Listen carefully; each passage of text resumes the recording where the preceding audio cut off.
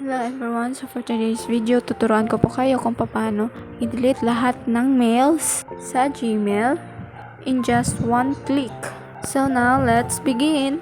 So para ma-delete lahat ng mails sa ating Gmail in just one click, gagamitin lang natin itong browser.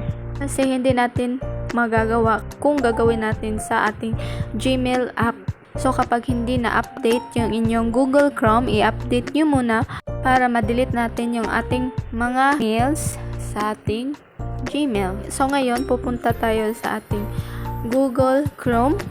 So dito sa search button, itatype lang natin dito ang mail.google.com.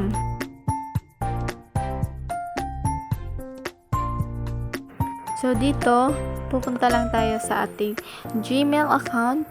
Pipili lang tayo ng account na gusto nating ma-delete yung ating mga mails. So ayan, ito yung pipiliin ko. I-click lang natin ito.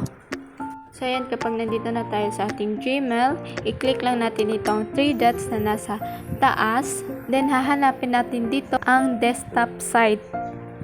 I-click lang natin ito.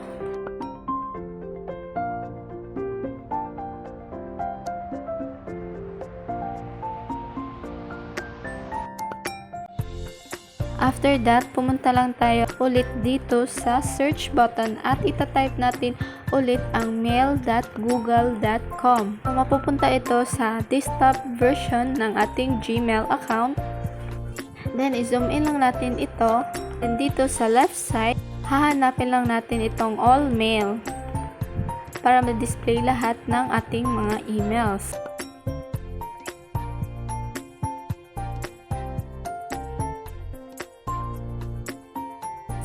After that, i-zoom in ulit natin. Then, i-check lang natin itong box. Then, dito nakalagay, select all 1,896 conversation in all mails. So, i-click lang natin itong select all 1,896 conversation in all mail. Then, after that, i-click lang natin itong delete button. Ito. After that, i-click lang natin itong OK.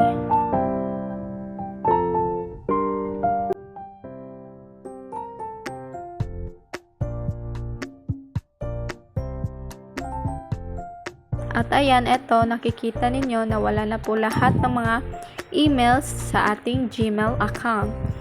So, yan lamang po ang mga tips at paraan kung paano i-delete lahat ng emails sa ating Gmail in just one click. So, dito na lang po nagtatapos yung ating video. Sana ay may natutunan kayo. So, kung nagustuhan yung aking video, please don't forget to like, share, comment, and subscribe for more tips and tutorials. Thank you for watching. God bless and bye-bye!